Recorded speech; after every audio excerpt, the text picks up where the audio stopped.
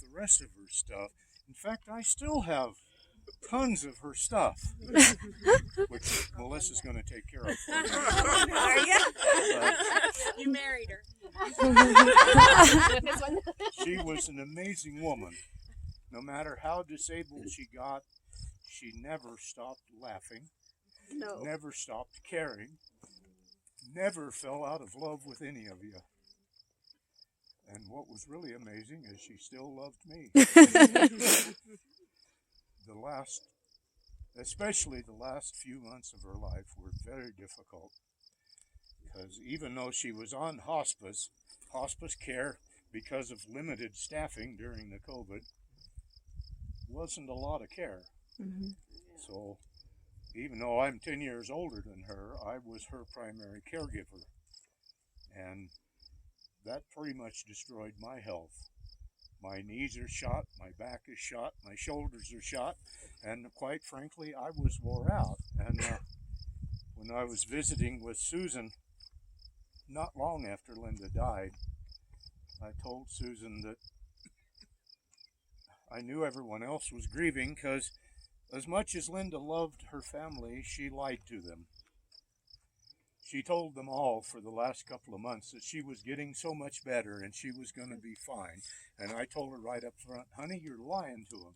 And I think you're lying to yourself, and you need to be honest. She says, well, I'm getting better. And I says, I know you're getting better because you're going to go be with Jesus. But you are dying. Your doctor told you the prognosis was grim. That was Dr. Dutton's words when he assigned her to hospice. And we all know what a grim diagnosis means, don't we, Doc? Absolutely. And I said, honey, you need to be honest with them. And she looked up at me just the day before she died, and she says, honey, I don't want to leave you like this. And I was holding back tears, and I says, well, you know you're going to go be with Jesus, don't you? She says, well, of course I do. I've known that for years. And I says, well, then don't worry about me. And then she just kind of got quiet and held my hand and stuff for a while. And then she looked up and grinned. And she says, honey, if you find someone else after I'm gone, I want you to know that's okay. Told me that. That's not something you expect to hear from your spouse. I told Susan that, and she says, well, I know.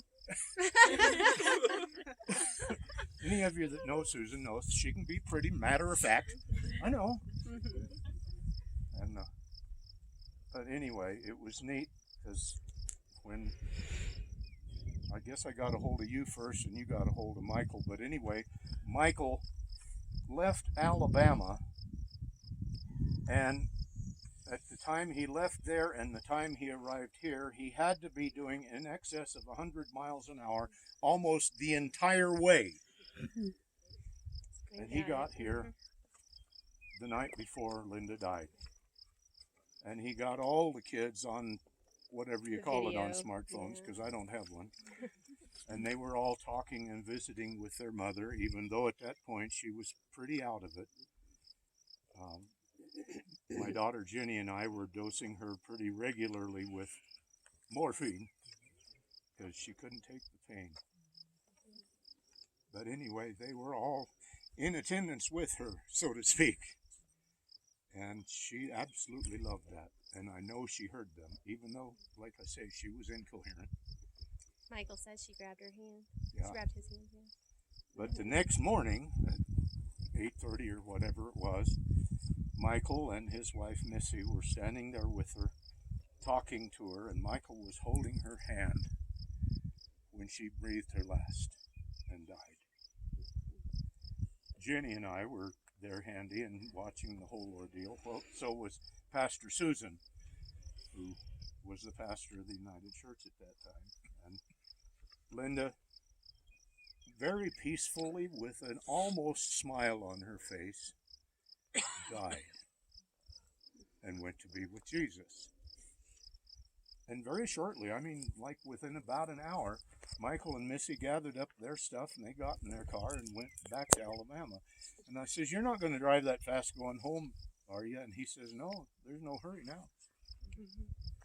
But he also said he was never coming back to Colorado. And when I talked to him later and asked if he would be coming to this, and he said, "No, I'm not coming back up there. I'm done." But anyway, as far as I know, Linda loved absolutely everybody. And the most infectious thing about her was, like all of you said, her laugh. She never stopped laughing until she was so doped up on morphine that she couldn't laugh, but she still smiled. She loved. Yep. If one word would sum up Linda, that's it. Love. Rest in peace, my love.